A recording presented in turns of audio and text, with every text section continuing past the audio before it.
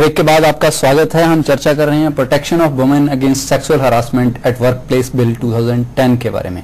शिवानी, हम जो बात कर रहे थे कि जो पीड़ित है कहीं ना कहीं उसको ये सामाजिक सोच के चलते एहसास है कि ये उसकी अपनी कमजोरी है और जो आपका अनकंफर्ट है वो किसी ने आपके ऊपर एग्रेशन किया है उसके में कन्वर्ट ही नहीं हो रहा, आवाम तक ट्रांसलेट भी नहीं हो रहा, उसमें ये कानून लागू करना कितना मुश्किल काम है। हाँ, ये तो समस्या है कि how to translate all these problems, identify करना उसको, ये अपने आप में एक समस्या है जब तक औरतें खुद पहल नहीं करेंगी।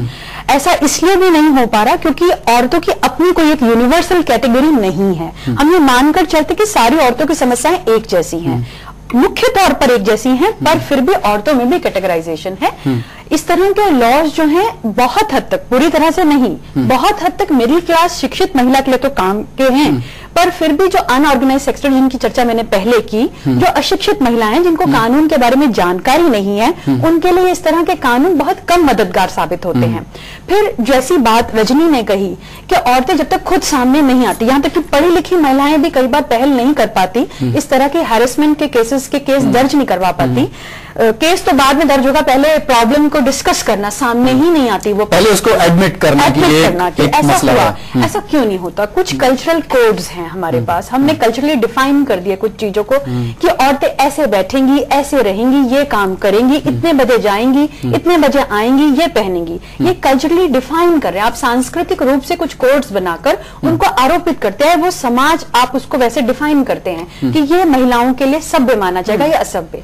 आप वेस्टर्नाइज्ड वैल्यूज को बहुत ज्यादा इंपॉर्टेंस दे रहे हैं, तो क्या वो लिबरलाइज्ड वुमेन जो है, क्या उसे बहुत सकारात्मक नजरों से देखा जा रहा है? जो देर रात को निकल रही है, जो कॉल सेंटर्स में काम करती हैं, उन्हें कई बार छोड़ने वाले ड्राइवर ही उनके साथ असॉल्ट करते हैं, उनके ऊपर हैरेस करते हैं उन्हें, और रेप केसेस हमारे सामने दिल्ली में ऐसे 2-3 सामने आए थे, दिल्ली में आए, बेंगलोर में आए इस तरह के केसेस। तो वर्क प्लेस में कंपनीज किस तरह के लॉज बना रही है, खुद अपने बलबूते अपने एम्प्लॉयज को किस तरह की प्रोटेक्शन दे रही हैं, ये देखना जैसे रात में काम करने वाली औरतों को घर छोड़ने की फैसिलिटी देना, और उसके बिना और कुछ चीजें तो स्कूल से ही शुरू हो जानी चाहिए। अगर इस तरह के बड़े आप लार्जर पर्सपेक्टिव में चीजों को देखना चाहते हैं, स्कूल एजुकेशन, यूनिवर्सिटी एजुकेशन में शुरू हो जानी चाहिए। वो है जेंडर सेंसिटाइजेशन के लिए आप क्या कर रहे हैं, आप किस तरह के वुमेन सेल बना रहे हैं, और ग्रीवियंस के लिए जो रिड्रेसल आप कर रहे हैं वो किस तरह के एक्शंस ले रहे हैं, आइडेंटिफाई क्या कर रहे हैं। जो संवेदनशील बनाने की प्रक्रिया है, क्या वो सिर्फ स्त्रियों के लिए होनी चाहिए? मैं इसका एक छोटा सा उदाहरण देती हूँ कि यहाँ के ही चंडीगढ़ के ही एक कॉलेज में औरतों के सशक्तिकरण, एम्पावरमेंट और उनके सेंसिटिविटी के लिए, जेंडर सेंसिटिविटी के लिए एक सेमिनार चल रहा था, और उस सेमिनार में जैसे प्राचार्य महोदय हमारे आए वहां पर, उन्होंने सबसे पहले घुसते ही कहा कि मुझे बहुत खुशी हो रही है कि इस सेमिनार के अंदर आज सारी लड़कियां मौजूद हैं।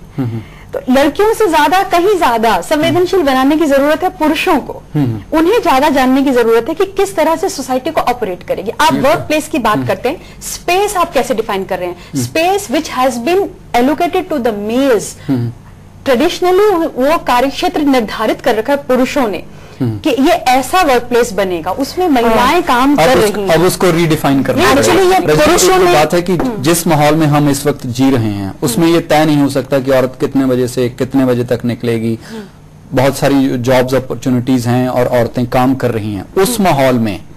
अब तो ये बदलने का टाइम आ गया है, बदलने का टाइम आ गया है, और बदलाव औरतों से ही शुरू होना चाहिए। It is time they get over the concept. वो एक अबला नारी है, उसको किसी ने विक्टिमाइज कर दिया, हाय मेरे साथ ये हुआ और मैं रो पड़ूं, मैं रोती बैठी रहूं, मैं इसको आप चेंज कीजिए। एक औरत को ही चेंज करना चाहिए। आपके पास बहुत ऑप्शंस हैं। Do not stay in that job. आप पहली बारी आप किसी मेल को अपने साथ कॉम्प्रोमाइज करने देंगी, वो दोबारा वो हरकत जरूर करेगा। If you put up with the first time, object to it to the last step possible. उसको आप केस को टॉप तक लेके जाइए कि इसकी ये हिम्मत कैसे हुई करने की। वन, आप अपने सारी ऑर्बिट में आप औरतों को और आदमी सबको एक मैसेज देंगी। सेकंड, आप वहां पर हेल्पलेस नहीं बैठी। You change your job, you change your environment. आप क्यों चाहती हैं कि आप सारी उम्र सुबकती भी रहे, रोती भी रहे, हाय तौबा मेरे साथ ऐसा हुआ, होगा? Change your environment. सशक्तिकरण जो है वो यहाँ पर दिमाग में पहले शुरू होना चाहिए ना, अपने आप में। सरकार आपको सब कुछ थाली में तो परोस के देगी नहीं, चाहे जितना परोस के दे। आप बोले कि मैं तो ये कर ही नहीं सकती, मेरे को तो डर लगता है, मेरी बेटी से शादी कौन करेगा, मेरे बेटे से शादी कौन करेगा। आप भावी 20-25 वर्षों का सोच रही हैं, और जो आप आज आपके साथ अन्याय हो रहा है वो आप भुगत रही हैं, तो इसके लिए कौन जिम्मेदार है? चेतना जी, आप क्या कहेंगे इसके बारे में, कौन जिम्मेवार है? देखो, मैं कहूंगी कि ये अगर हम कह दें कि एम्प्लॉयर पे एक रिस्पॉन्सिबिलिटी है या फिर फीमेल पे, उस पे भी रिस्पॉन्सिबिलिटी है, I would like to bring in the society as well. So मैं ये कहूंगी कि हम सब पे एक सामूहिक रिस्पॉन्सिबिलिटी है। हम इन चीजों को एक डिटैच्ड, एक फ्रेगमेंटेड वे में नहीं देख सकते। We can't say that work place पे हरासमेंट बंद हो गई, बहुत अच्छा हुआ, या नारी ने अपनी जिम्मेवारी ले ली, वही नारी सवाल ये भी है कि इस समाज में समाज की सोच ऐसी ही रहे और वर्क प्लेस सिक्योर हो जाए, ये भी एक सवाल रहेगा कि हो सकता है या नहीं। हाँ, ये डिटैच वे में हम नहीं देख सकते, क्योंकि वो नारी अपने घर में क्या देख रही है, वो अगर पब्लिक ट्रांसपोर्ट में आ रही है तो वहाँ क्या हो रहा है, और फिर वर्क प्लेस पे आके वो चीजें अगर इम्प्लीमेंट भी हो गई हैं, तो हम ये नहीं कह सकते कि वो नारी हर अलग अलग जगह पे कैसे रिस्पॉन्सिबिलिटी ले। तो इस बात में मैं थोड़ा सा इनसे डिफर करूंगी कि कई जगह पे एक वही नारी बहुत अच्छे से अपने आप को कर सकती है, हैंडल कर सकती है ये चीजों को, क्योंकि उसको पता है कि लॉज उसकी फेवर में है। But there are places where there are no laws, right? So how do we look at this whole thing of sexual harassment in entirety? और पूरी सोसाइटी में जहां तक डिग्निटी का, डेकोरम का, राइट टू लाइफ का जो इशू है, उसमें इस मुद्दे को सिर्फ औरतों का मुद्दा माना भी जाना चाहिए या नहीं जाना चाहिए? शिवानी, मुझे ऐसा लगता है as a male I want to say कि ये पूरी सोसाइटी का मसला है। उसमें अगर एक तबका, चाहे मतलब उसको हम जेंडर कैटेगरी में डिवाइड करें या किसी और कैटेगरी में रखें, उनकी जो डिग्निटी, डेकोरम है, वो सिर्फ उस तबके का मसला नहीं है, वो पूरे समाज का मुद्दा है। आप क्या कहना चाहेंगे? हाँ, नहीं, ये समाज का मसला है, और इसमें अगर औरतों के साथ हैरेसमेंट होती है, कहीं ना कहीं उनके घर में जो जितने पुरुष हैं उनके लिए भी ये हैरेसमेंट का कारण बन जाती है। और ये life as a whole life को डिग्निफाई करती है। हाँ, एज अ होल लाइफ करती है। और लेकिन इसमें, इस बिल में एक चीज जो मैं कहना भूल गई, कंप्लेनेंट के लिए इन्होंने पूरी सुरक्षा प्रदान नहीं की है। उसकी गोपनीयता की सुरक्षा है कि नहीं, क्योंकि मामला यहाँ इन्होंने बात उठाई कि कंप्लेंट आती नहीं है, दर्ज होती नहीं है, तो क्या उसको आप गोपनीय रखेंगे, उसकी सिक्योरिटी उसको प्रदान करेंगे, ताकि victim should come forward to complaint against the harassment case, वो बहुत जरूरी है। और पुरुष भी सेंसिटाइज हों। अगर औरत पहल नहीं कर रही है तो वर्क प्लेस में कितने सारे आपके सिर्फ औरतों की जिम्मेवारी नहीं है कि अगर वहां पर कुछ हो रहा है तो सिर्फ औरतें ही आगे आए, आवाज उठाएं। हाँ, पुरुष सहयोगी भी हैं, आपके मित्र भी हैं, वो भी आपको आपके सहयोगी बनकर इसमें आगे आ सकते हैं और आपकी मदद कर सकते हैं। और ऐसे उदाहरण आ रहे हैं, चेंजेस आ रहे हैं, उन ग्रेजुअल चेंजेस को हमें देखना होगा। लेकिन वही बात मैं कहूंगी, जो अनऑर्गेनाइज सेक्टर्स हैं उनके लिए इस बिल में कोई अभी तक ठीक तरह से प्रावधान नहीं किया गया। बिल में तो प्रावधान नहीं है, और आपने शिवानी पहले ठीक पॉइंट आउट किया था कि वो औरतें ये खुद भी ये समझती हैं कि ऐसा तो होगा ही, कि मेरे साथ तो ऐसा होगा ही। वो जो lower, that very lower level, they think कि वो जो अगर कॉन्ट्रैक्टर या जो भी कोई उनके साथ अगर दुर्व्यवहार करे तो अपने आप को इतना विवश समझती हैं। बड़ी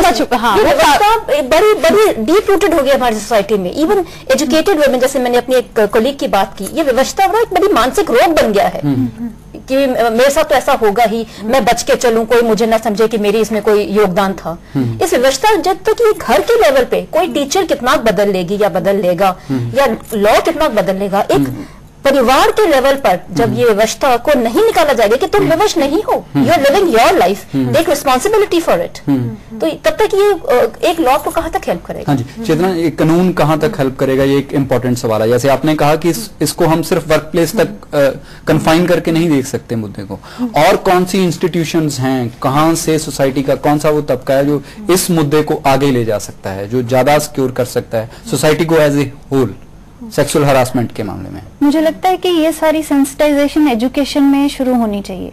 बिकॉज अगर हम जो हमारे जिंदगी के पहले जो फॉर्मेटिव ईयर्स हैं, when we spend those in the educational institutes, so if we are not learning about these issues there, then we are not conditioned to handle with these issues later life. सो मुझे लगता है कि हमारे schools में, हमारे colleges में, हमारे universities में इन चीजों के बारे में डिस्कशंस होने चाहिए और इन चीजों की प्रोविजंस होनी चाहिए कि इनकी एक फॉर्मल एजुकेशन भी दी जाए। और इनको टैबू समझना तो बिल्कुल ही ना समझिए। स्कूल लेवल पे आप इनको टैबू समझें, बच्चों को इंसुलेट करके रखें। कॉलेज लेवल तक भी फुसफुस बात चल रही है, कोई रिसर्च स्कॉलर है, उसको उसका प्रोफेसर रिसर्च के नाम पे उसको हैरेस कर रहा है, और खुसफुस में ऐसा नहीं होता। आप अगर अपने आप को एक बंद कमरे में कर लें और बच्चे को प्रोटेक्ट करें तो आगे जाके सारी प्रॉब्लम्स आपको झेलनी ही पड़ती हैं। So as Chetna rightly pointed out, the education must start at the school level. कि ये truths and these are the hard truths of life, and we have to combat them as a society. At least in the government schools, this must start. Then the school body must make it essential that all schools affiliated to CBSE must educate their children, say the age of 11 or 12 onwards, that you must understand that there is such a thing as sexual harassment and how you must deal with it. एक बच्चे को आप बच्चे की language में समझाइए, पर शुरू तो कीजिए। आप ABC से शुरू करेंगे तो तब वो बच्चा जाके कहीं डॉक्टरेट करेगा, जो भी इसी मुद्दे पर आके जो कानून का मसला है वो ज्यादा इंपॉर्टेंट हो जाता है। जैसे आपने कहा कि ये जरूरी होना चाहिए कि जितने CBSE से एफिलिएटेड स्कूल्स हैं और जो ICSE से एफिलिएटेड स्कूल्स हैं, किसी से भी एफिलिएटेड स्कूल हैं, उनमें कम से कम ये एजुकेशन होनी चाहिए। As long as there were guidelines की वहां पर जेंडर सेंसिटिव कमेटीज होनी चाहिए, वो अभी तक लागू नहीं हो पाई। इसका मतलब कानून बहुत ज्यादा इंपॉर्टेंट हो जाता है और कंपलसरी होना बहुत जरूरी है। एंड आई से कि अगर बच्चे की टीचर ही उससे ये बात करे तो बच्चे थोड़ा आपस में थोड़ा उनको एम्बैरेस्ड होंगे। What the school can do is it can invite guest lecturers जिनके साथ बच्चे का वो फेमिलियरिटी भी नहीं है कि बच्चा शर्माए कि ये क्या डिस्कस हो रहा है। एक गेस्ट लेक्चरर जो अजनबी है उसके साथ आप थोड़ा सा ना आप खोल सकते हैं, कुछ पूछ सकते हैं। आप एक पैनल बनाइए गेस्ट लेक्चरर्स का। की वर्कशॉप्स होती रहती हैं। चंडीगढ़ में भी मैंने कई कॉलेज में ऐसा एक्सपीरियंस देखा है कि वहां पर उन्होंने काउंसलिंग के सेल्स बनाए, तो जो स्टूडेंट्स हैं उन्होंने आके अपनी मुश्किलें बताई और वो हल भी हुई। उन्होंने उसको बच्चों को काउंसलिंग करके जो बहुत बुरी हालत में थे साइकोलॉजिकली उनको बूस्ट किया और वो ठीक ढंग से उसको कन्फ्रंट कर पाए। शिवानी, जो मैं आपसे पूछना चाहूंगा, जिन इंस्टीट्यूशन से हम एक्सपेक्ट कर रहे हैं कि वो अवेयरनेस के मामले में, सेंसिबिलिटी बिल्ड करने के मामले में आगे आएंगे, वो खुद अभी तक सारी यूनिवर्सिटीज जेंडर सेंसिटिव कमेटीज नहीं बना पाए हैं। कोशिश चल रही है। इसका मतलब ये है कि अगर यूनिवर्सिटीज को भी गाइडलाइंस की बजाय कंपलसरी कानून जरूरी है तो फिर बाकी समाज का तो क्या होगा? देखिए, दोनों चीजें एक साथ पैरेलल चलती हैं और चेंजेस ग्रेजुअली ही आते हैं। जो आपके संस्थान है, चाहे वो शैक्षिक संस्थान हो, चाहे आपके इंस्टीट्यूशन, दूसरे ऑर्गेनाइजेशन जहां आप काम करते हैं, वहां पर दोनों जगहों पर इस तरह की ट्रेनिंग, इस तरह का सेंसिटाइजेशन दोनों जगह जरूरी है और वो चल रहा है, कब प्रक्रिया में है वो। और आप कितने सारे ऐसी यूनिवर्सिटीज देख रहे हैं जहां पर जेंडर स्टडीज के डिपार्टमेंट अलग से खोले गए हैं और वहां पर अलग से इस तरह की शिक्षा दी जा रही है। लेकिन इशू ये है कि जेंडर स्टडीज के डिपार्टमेंट होने के बावजूद वहां पर जेंडर सेंसिटिव कमेटीज नहीं बन पाई। वहां पर जो ऐसे मुद्दों को एड्रेसल करने के लिए कमेटीज नहीं बन पाई, कोई वहां पर मैकेनिज्म नहीं फिक्स हो पाया। हाँ, इस तरह इशू है। ये इशू है। एकेडमिकली उसके ऊपर रिसर्च करना वो अलग मुद्दा है, लेकिन उसके ऊपर प्रोएक्टिव होके जो पीड़ित है उसकी मदद करना और एक सामाजिक रुझान को रोकना वो बिल्कुल अलग मुद्दा है। ऐसे वुमेन सेल बनाए जा रहे हैं और या जेंडर सेंसिटाइजेशन कमेटीज निर्मित की जा रही हैं। जहां नहीं है वहां पर खुद छात्र और शिक्षा देने वाले अध्यापक हैं वो खुद इस तरह के आंदोलन करके इस तरह की कमेटियों को बनाते हैं। जहां नहीं है, ऐसा नहीं है कि वहां पर और कोई दूसरे ऑल्टरनेटिव ऑप्शंस नहीं है। अगर नहीं है तो उन्हें क्रिएट करने चाहिए।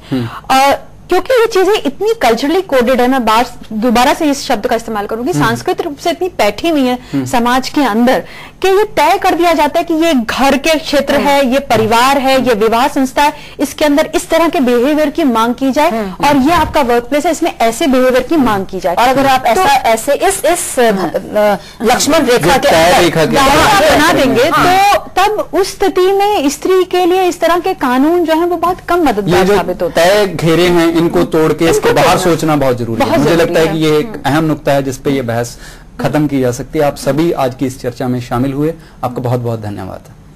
Protection of women against sexual harassment at work place bill 2010, इसके बारे में बहुत सारी चर्चा हो सकती है, लेकिन एक बात स्पष्ट हो गई है कि सेक्सुअल हरासमेंट बहुत बड़ा मुद्दा है और इसे अब नजरअंदाज नहीं किया जा सकता। औरत की जिंदगी को सिर्फ कार्यस्थल तक सीमित नहीं किया जा सकता।